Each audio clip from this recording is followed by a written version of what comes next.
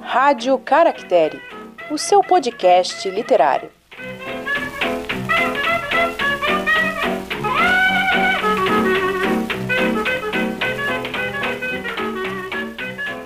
Olá, livrólicos de plantão! Sejam muito bem-vindos a mais um episódio da Rádio Caractere.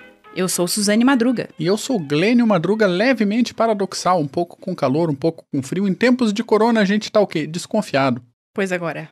Episódio de hoje: J.R.R. Tolkien e C.S. Lewis, O Dom da Amizade.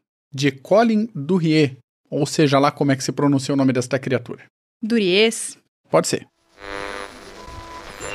Mas, enfim, quem é o autor?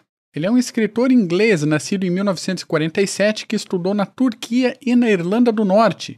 Se dedicou um tempo depois ao jornalismo e à docência e, por fim, trabalhou como editor antes de abrir o próprio negócio também no campo editorial. Ele pesquisou durante a vida sobre os Inklings, ganhando um prêmio em 1994, século passado, por essa pesquisa. Lembra? E lançou algumas obras referentes a Tolkien, a Lewis e a obra de cada um em particular. O interesse dele para fazer esse livro que a gente traz hoje surgiu da vontade dele em explorar um pouco mais esse tempo em conjunto, essa relação entre esses dois ícones da fantasia do século XX. Muito bom! Apresentado o autor, nós temos a tradução de Ronald Kirmse. Essa edição é da editora HarperCollins e a publicação que a gente tem em mãos é de 2018. Publicação no Brasil, né? Porque lá fora já é de 2003, se eu não estou enganada. 2003, publicado, primeira edição aqui pela Harper. São 304 páginas, capa dura, cobertura de tecido, coisa mais linda para a sua estante. É um livro muito bonito. É muito bonito. Se você quiser comprar, já deixo a dica, o link para Amazon, o link de associado tá aí embaixo na descrição do episódio, como de costume. E você não paga nada mais por isso. Geralmente esse livro vem com desconto, geralmente ele tá... Volta e meia ele tá ali no limbo. Isso, não compra de primeira, coloca no teu carrinho, vai monitorando ele 15 dias, 20 dias, um mês, que você pega uma promoção legal desse livro aí. Vamos para o livro? Bora! O livro, O Dom da Amizade, narra praticamente essa amizade entre o Tolkien e o Lewis, C.S. Lewis. Ou seja, o escritor do Senhor dos Anéis e o escritor de As Crônicas de Nárnia. A gente tem algumas questões, assim, acredito que a gente pode falar um pouco da experiência de leitura a respeito dessa obra. Para mim, particularmente, não foi muito o que eu estava esperando, então as minhas expectativas estavam um pouquinho acima do que eu constatei lendo o livro, mas é um livro que traz informações muito interessantes sobre os movimentos literários e as ideias de literatura que circularam nos grupos formados tanto por Tolkien como por Lewis, né? E os dois juntos, que é o Inklings. E é bem interessante essa perspectiva porque eles aproveitaram um grupo de alunos que se reunia, e tinha esse nome, para discutir fantasia, para discutir contos de fadas. E há uma perspectiva da parte do Tolkien, inicialmente, e depois compartilhada com Lewis, a respeito do conto de fadas para adultos. A ideia de que o conto de fadas podia ser uma obra destinada a um público adulto. Pois é, a gente comentou um pouquinho, 2 vezes já aqui na Rádio Caractere, quando a gente falou dos contos compilados pela Angela Carter. Sim. Que eles têm, os contos de fada, essa característica mais de contos folclóricos, não necessariamente de contos infantis. E é uma coisa que eles viam que tinha um pouco se perdido e eles queriam recuperar esse status de histórias para adultos. Até pelas ideias de mito, de simbologia cultural mesmo, né? Os aspectos culturais desses mitos passados. Então, o Tolkien traz muito isso.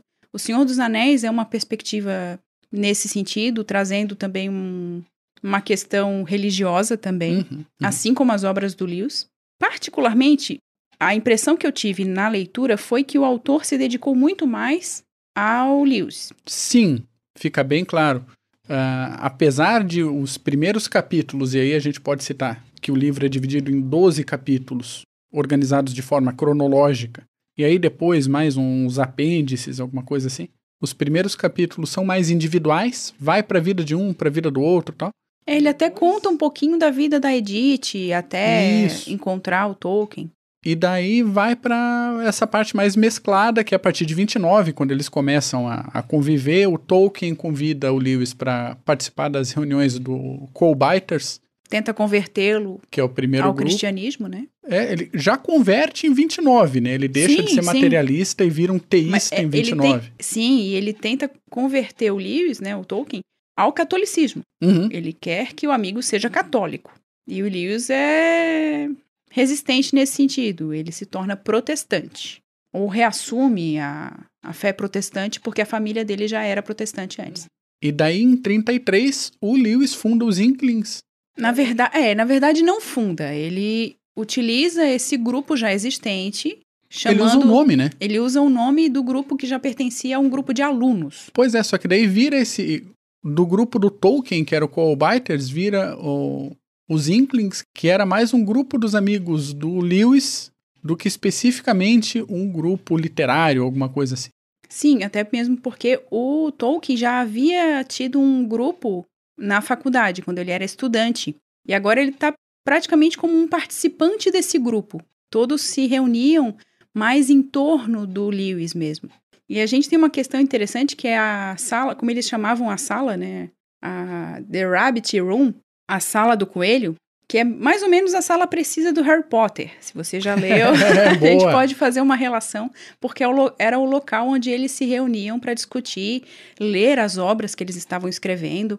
A gente pode trazer já a informação também, que provavelmente quem conhece um pouquinho da obra do Tolkien já sabe, mas é interessante para quem não conhece, da importância da obra do Tolkien, dessas leituras que o Tolkien fazia e dos seus estudos sobre elfos, anões, enfim, para as obras, para os escritos do Lewis.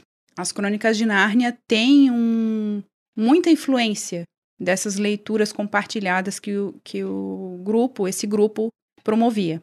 E até outras obras menos conhecidas aqui no Brasil do Lewis, de ficção, um pouco de ficção científica e tal, tem nomes que aparecem no Silmarillion, aparecem um pouco modificados, mas dá para ver essa influência clara.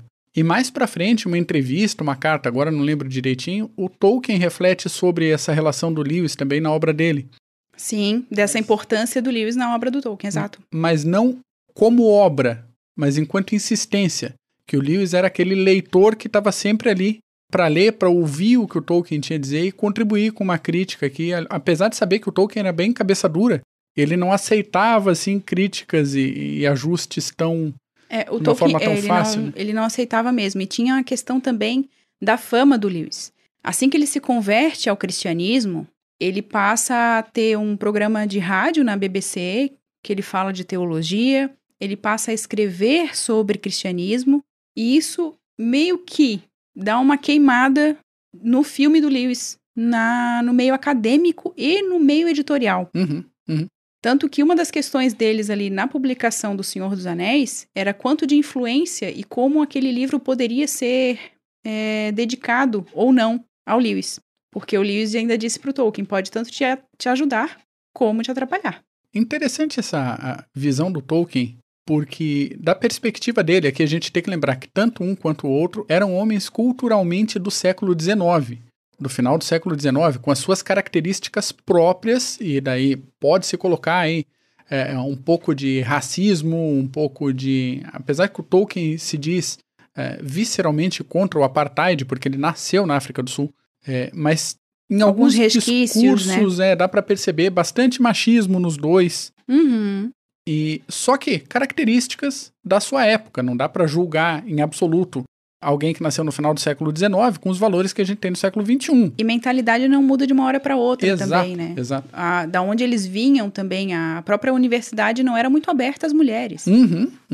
E eles eram acadêmicos, eles eram realmente acadêmicos. E daí, de repente, um sujeito que até anteontem, entre aspas, era materialista, do nada o cara tá falando sobre cristianismo na BBC e virando best-seller cristão? Pois é. Peraí, né? Tinha muita discussão. Fora que havia uma corrente em Cambridge, desenvolvida lá pela década de 20, a respeito do estudo de fantasia como literatura. Por causa dos estudos de psicanálise, psicologia e dos estudos do Freud mesmo. Uma corrente baseada nesses estudos, considerava a fantasia ou o estudo de fantasia como literatura irreal e escapista. Tinha aquela questão do fluxo de consciência entrando no processo criativo da literatura. Tinha a questão também do modernismo se instalando, né? A gente teve aqui na década de 20, e nessa época também rolava lá na Inglaterra a corrente modernista, né? Não corrente, mas essa perspectiva modernista. E tanto Lewis quanto o Tolkien eram completamente contra essa corrente, tanto pelo aspecto intelectual quanto literário. Falando você puxou a parte literária, um trecho que ilustra bem a perspectiva do Lewis, eu vou citar direto aqui. Lewis percebia que a nova abordagem à crítica tinha uma ênfase bastante elitista. Pela sua ampla experiência de leitura, rejeitava instintivamente uma diferença entre literatura culta e inculta, séria e popular, e até mesmo entre livros ditos bons e ruins. Para ele, uma diferença muito mais importante e fundamental era entre leitores bons e ruins. Quantas vezes, hoje em dia, seja em podcast, seja em vídeo do YouTube, seja em fala de professores, você, ouvinte nosso aí, você amigo que está acompanhando a gente nesse episódio, com certeza você já ouviu falar coisas do tipo, isso não é literatura. Exato. Isso não é boa literatura, isso não é alta literatura. Discussões nas redes sociais, a gente perde de vista quantas existem. E o Lewis criticava isso desde o início do século XX, gente. Até mesmo porque eles estavam defendendo um ramo da literatura que não era bem visto. Se a gente notar bem, a literatura para criança nunca foi muito bem vista como literatura, como alta literatura, como literatura de importância. Então a gente tem aí uma questão. A gente traz a questão do conto de fadas. Da onde que vem o conto de fadas? Geralmente de contos populares. Ou seja, já também não tem uma carga de elite aí. Outra questão. Academicamente, vale como literatura? Era essa a discussão. E para isso, esses dois, mais o grupo dos Inklings, se reuniam para discutir o aspecto necessário e importante do conto de fadas na literatura.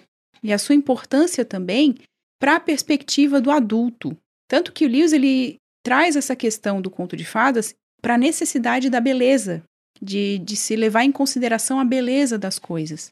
E o conto de fadas seria esse aspecto da literatura que permite, ou permitiria, o acesso a essa beleza.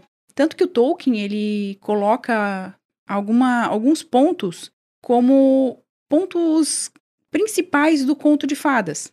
Um deles é o amor, os pensamentos, a necessidade de reflexão, ou seja, as coisas simples deveriam ser valorizadas. A outra é a ampliação de horizontes, que seria assim, segundo o autor desse livro que nós lemos, o bom conto de fadas oferece uma evasão de nossa visão estreita e distorcida da realidade e do significado, e por isso essa ampliação de horizontes. E também o terceiro ponto, segundo Tolkien, conforme escreve o autor, trata-se dessa questão dos contos de fadas elevarem o leitor para um outro nível, direcionando para o estudo evangélico. Direcionando, ou seja, para a religião. Sim. Para a questão moral, para a questão da educação, dessa educação moral e evangélica, porque o Tolkien, não esqueçamos, era católico ferrenho, né? Pelo menos ele tentava trazer isso para a sua literatura, para a sua construção literária. E daí a gente tem essa perspectiva assim, mas como esses professores, com essa carga religiosa tão forte, tinham essa presença na academia? Eram professores acadêmicos, a gente não pode esquecer disso. E eles eram responsáveis pelas aulas de filologia, de literatura, de língua inglesa. E daí a gente tem essa perspectiva de como você falou mesmo, Glênio, que eles vinham de uma perspectiva do século XIX. E mais que isso, eles vinham de uma perspectiva romântica. Então, essa questão de colocar o cristianismo, o conto de fadas como elevação moral e o romantismo como perspectiva literária, configura esse grupo que se debruçava sobre os contos de fadas e promovia esses diálogos a respeito dessas construções de mundo, né? A Terra-média, Nárnia, e outros que surgiram de outros autores envolvidos. Pois é interessante você ter falado essa vinculação com o romantismo. Uma das características que o romantismo traz, principalmente no início, se a gente pensar início do século XIX, é a questão nacionalista e a busca por mitos fundadores. E uma coisa que a gente viu na biografia do Tolkien era a preocupação dele de que a Inglaterra não tinha um mito de criação como os povos nórdicos tinham, como tantos outros povos históricos tinham essa base lendária e a Inglaterra não tinha. E a perspectiva dele analisa a história de Cristo como o ponto em que o mito e a realidade se encontram. O antes seria o paganismo, até o momento em que o cristianismo se instala, e daí é uma mudança nessa Terra-média que ele nos apresenta. E a contação da história de Jesus, tem todos os aspectos míticos, isso segundo Tolkien, com a diferença que é fato.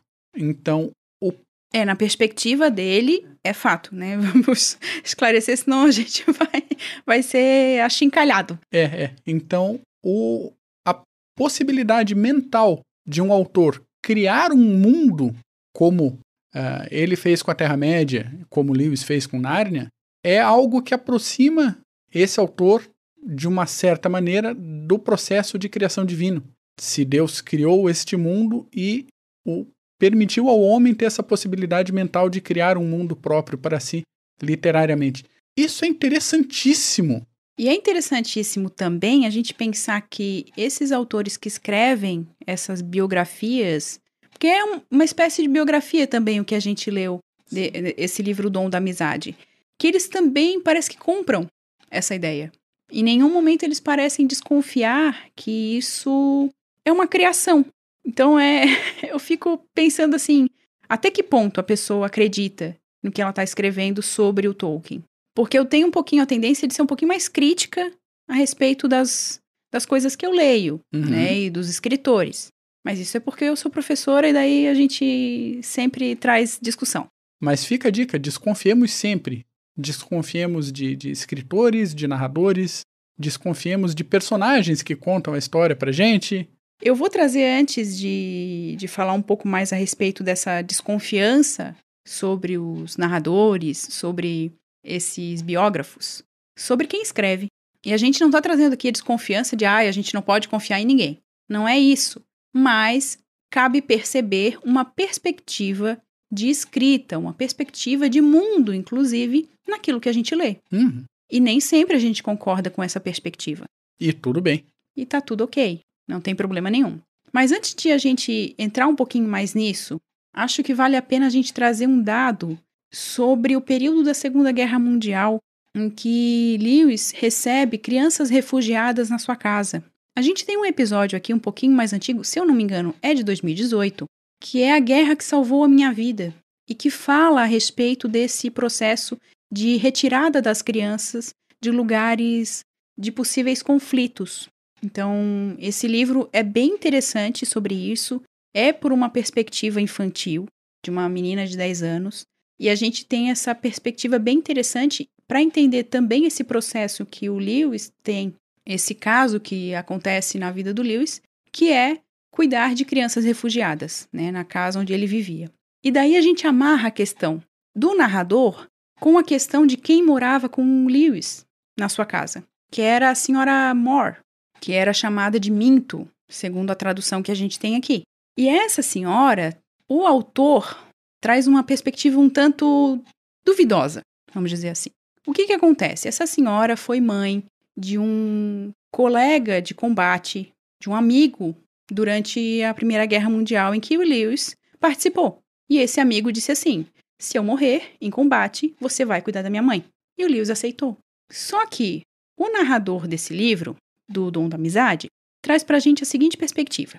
Olha, dizem as más línguas que o Lewis tinha um caso com a senhora Moore. E daí a gente, no primeiro momento, ok, boato, ok. Com o passar da leitura, o narrador vai dizendo pra gente que realmente existia, ele vai sempre levantando essa ideia. E daí foi uma das coisas que me incomodou nessa narrativa. Por que isso era tão importante pro narrador? Eu fiquei assim, como assim? E daí a gente percebe uma perspectiva até bem religiosa, se a gente pensar bem, desse narrador. e bem voltada para essa ideia de relacionamentos, de necessidade de casamento. E eu fiquei um pouquinho incomodada, porque ele sempre voltava no assunto dessa relação, dessa possível relação não tão platônica assim do Lewis com a Sra. Moore. E daí ele traz isso no livro, o livro aborda muito mais a vida do Lewis, muito mais. É muito mais sobre o Lewis do que sobre o Tolkien. O Tolkien é um coadjuvante nessa história. Trazendo essa questão, a gente percebe que tanto essa perspectiva de que esse mundo existe para Tolkien e era real, a princípio parece que era real também para esse narrador, para o Colin Durrier. Então a gente tem aí um narrador, que é esse pesquisador, esse jornalista, que traz uma perspectiva para a gente e particularmente não convenceu. Tadã! Treta! Pois é, eu achei esquisito também. É um detalhe, um levantamento que poderia ter ficado na apresentação ou em um dos primeiros capítulos. Sim, porque se havia essa discussão, ele está apresentando uma ideia que, né, disse-me-disse que havia na época. Ok. E daí isso parece que teve mais atenção, por exemplo, do que o relacionamento entre a Edith Tolkien e a esposa do Lewis no fim da vida. Que é uma coisa que até fez com que os dois se aproximassem depois de um tempo de afastamento e tal, da amizade. Tanto que outros personagens que aparecem nessa história, né, que fazem parte, que fizeram parte do Inklings, e que foram, inclusive, meio que pessoas que causaram um pouquinho de distanciamento do Tolkien, do Lewis. Essas pessoas tiveram pouca atenção, pelo que eu vi, assim, da leitura. Achei um pouco complicado. Outra coisa também que me incomodou foi o formato. Pelo que a gente percebe, assim, da proposta, é o dom da amizade. E como essa amizade se constitui, se dá. Me pareceu um pouquinho mais de crônicas de fofoca sobre a vida dos autores. Porque não teve tanta essa questão da importância dessa amizade para essas obras. Claro que tem a discussão, tem as reuniões, mas parece um pouquinho vago. Sim, tem trechos que pendem mais para considerações teológicas, tem trechos... Vários trechos. Que pendem para considerações literárias, tem vários aliás, trechos que cruzam. Para quem não quer receber spoiler... Pois é, isso eu ia trazer depois, mas já que você puxou, para quem não leu os grandes contos da Terra-média, que é A Queda de Gondolin, Beren e Lúthien e Os Filhos de Húrin, ou para quem não leu Silmarillion, vai tomar spoiler. E sem aviso. E também as Crônicas de Nárnia. E Nárnia também. Aliás, Nárnia, já fazendo gancho com outra coisa que você falou, aquela experiência de receber crianças refugiadas em casa, é assim que começa a Nárnia. Exatamente, é inspirado nessa situação. Então, para você que tem interesse, claro que, muito provavelmente, se você tiver interesse em ler esse livro, você já leu alguma coisa de Tolkien, nem que seja O Hobbit, ou O Senhor dos Anéis, ou pelo menos Nárnia. Você vai ficar sabendo mais de Lewis do que de Tolkien. Então, se quiser saber de Tolkien, a gente recomenda a biografia que a gente falou no episódio passado do projeto Lendo Tolkien. No primeiro episódio do projeto, exato. Do Humphrey Carpenter, ou se quiser uma leitura até mais rápida, um pouco mais dinâmica, a biografia que foi lançada pela Dark Side Books. Várias coisas vão ficar no ar. Essa questão um pouco da amizade, realmente da importância da amizade para a constituição da obra de um e de outro, vai ficar, às vezes, um pouco perdido mesmo. Uma coisa que eu gostei que o autor trouxe, as referências literárias importantes para um e para outro. Isso foi bem legal.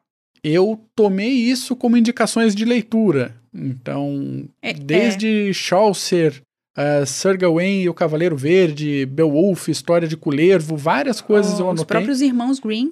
Exato. Na perspectiva do Tolkien sobre conto de fadas e sobre análise de contos de fadas na perspectiva filológica, é um processo que ele tem proveniente dessa influência dos irmãos Grimm. Que é uma curiosidade que eu tenho sempre. O que essas pessoas leram para chegar nesse tipo de criação? Até mesmo porque nada vem do nada. Isso. E a gente tem que ter isso em mente. Por isso que a gente fala dessa leitura mais crítica a respeito de quem narra. Então não é que a gente está aqui criticando o autor, dizendo, ele é horrível. Ninguém está dizendo isso. A gente está dizendo que há há indícios Uhum. da sua perspectiva enquanto pesquisador, enquanto as suas crenças, o que ele acredita. Então, essas perspectivas, elas aparecem na escrita. Não tem certeza. como se desvincular isso. E até se alguém quiser fazer uma comparação, hein? O Stephen King escreveu um livro bem famoso sobre a escrita, que é justamente isso. Da onde surgiu, da onde veio esse processo de escrita dele, como é que ele se tornou um autor de 50 e tantos, já deve ter passado a barreira dos 60 livros. E eu acho que uma das partes mais preciosas desse livro dele é justamente o apêndice, que é algo como, o que eu li? Como é que eu cheguei nisso? O que eu acho que você tem que ler para desenvolver a tua, não só capacidade, mas o processo narrativo, né? Boa, obrigado. Até Fazer mesmo porque podcast com professora não tem preço.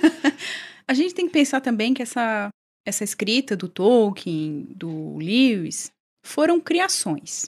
Mas foram criações a partir de outras leituras. Uhum. Então, eles leram outras coisas e algumas delas faziam mais sentido para eles. E essas que faziam sentido tinham inspiração, faziam com que eles tivessem essa inspiração para escrever determinados textos. Tanto que esses textos eram discutidos nesses grupos, né, que eles criavam e acabava do nada, voltava.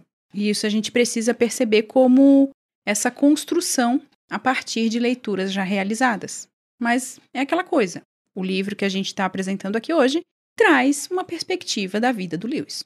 Pelo menos foi essa a impressão que eu tive como leitora. Menos mais do Lewis do que do Tolkien. Não é tão balanceado entre um e outro. Ela pende bem mais pro Lewis. É. Exato. E daí colocar o título primeiro o Tolkien, depois o Lewis, me incomodou também. Porque o título do livro traz primeiro Tolkien, depois Lewis, e diz o dom da amizade. Mas, na verdade, o Lewis é a grande figura, hein? É a grande figura, é o personagem principal dessa história toda aqui. Su, pra quem que você indica esse livro? Sendo muito honesta... Por favor. Pra quem tiver muita paciência. Aham. Pra quem tiver muito, mas muito interesse na vida do Lewis. Um pouquinho sobre a sua construção, sobre o quanto o cristianismo mudou a sua perspectiva e o seu modo de escrita, o quanto o constituiu quanto escritor das Crônicas de Nárnia. Se você quer saber sobre Tolkien, eu acho que a biografia do Carpenter dá mais conta do que este livro. Então, seria para isso, assim, se você não tem tanto interesse na vida desses escritores, ou na vida mesmo do Lewis, eu acho que não vale a pena. E aqui eu tô sendo muito honesta, porque em determinados momentos a leitura me foi enfadonha. O autor trouxe vários elementos e às vezes trazia elemento que não fazia muita conexão com o elemento anterior do texto. E isso me incomodou um pouco, até por essa questão. Eu esperava mesmo o que esse dom da amizade tinha de tão fundamental na obra do Tolkien. E eu, particularmente, não encontrei essa resposta. Para mim foi uma questão um pouco paradoxal também essa narrativa, porque realmente em alguns momentos é bem chatinho, você continua porque você tem curiosidade em saber o que vai vir depois, como é que se desenrolou. E no nosso caso tem a questão também de nós termos essa proposta de ler a obra do Tolkien, ou obra relacionada com Tolkien. Então a gente continua a leitura também por causa disso. Sim, porque vai sair em determinado momento a publicação do Hobbit, do Senhor dos Anéis, a gente quer saber o que o Lewis tem com isso. Várias coisas, aliás, praticamente tudo que a gente lê de Tolkien aqui a gente já tinha lido na biografia do Carpenter. Então não teve nenhuma novidade sobre isso. Tá?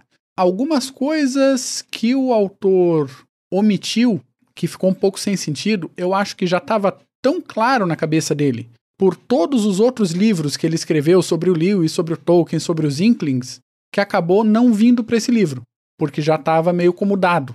Senti um pouco disso. Ok, advogado do autor. Não, mas eu senti falta.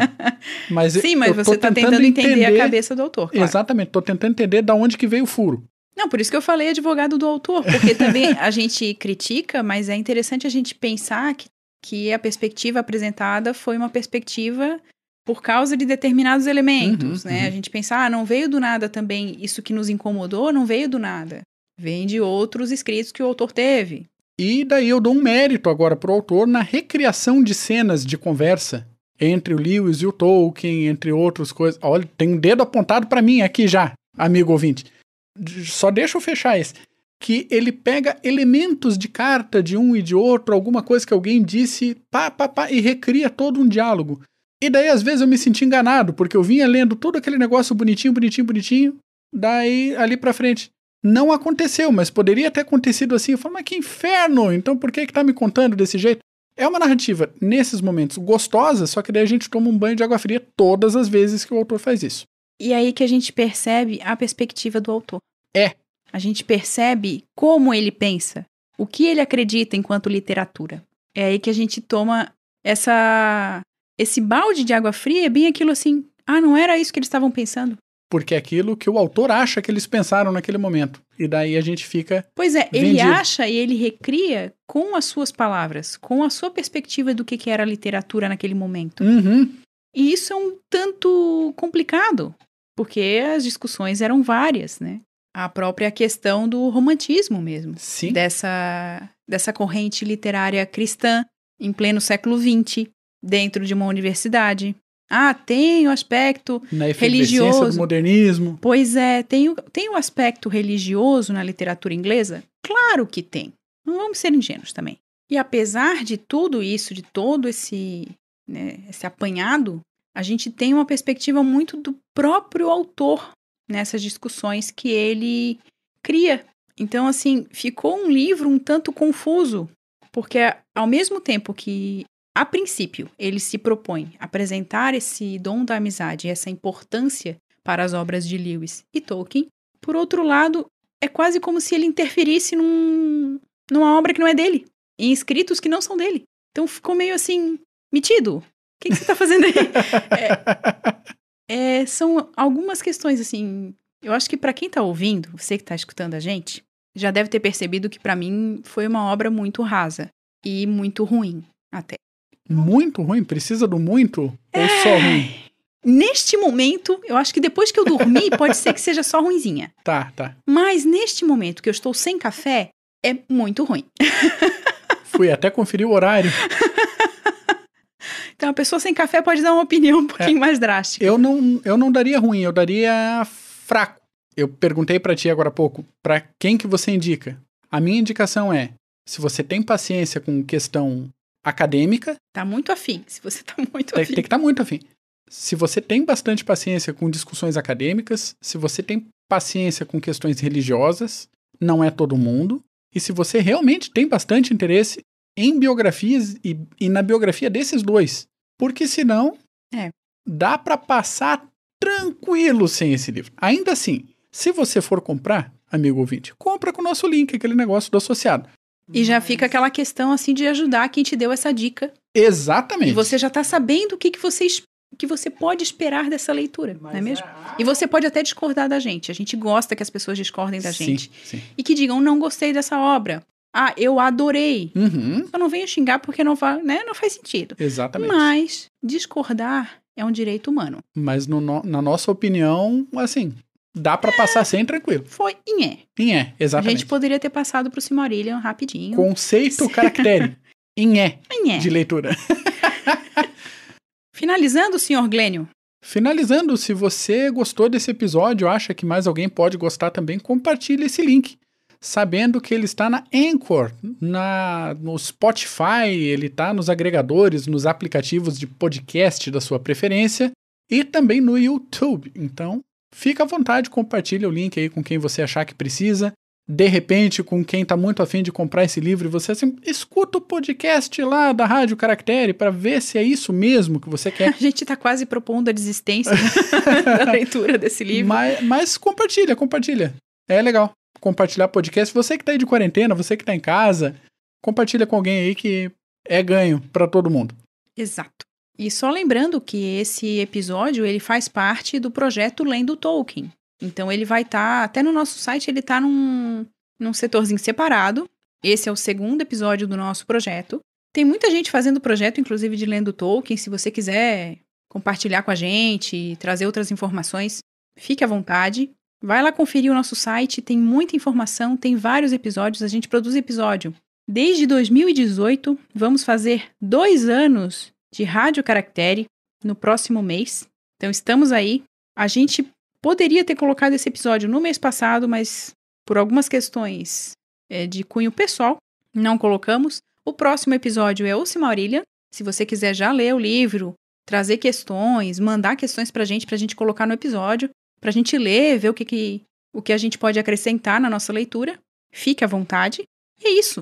Nós agradecemos imensamente a sua audiência. Confere os outros episódios.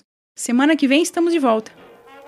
Pega um livro, relaxa o corpinho e até a próxima.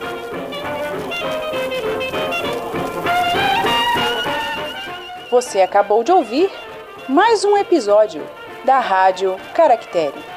Entre em contato conosco. Links na descrição do episódio.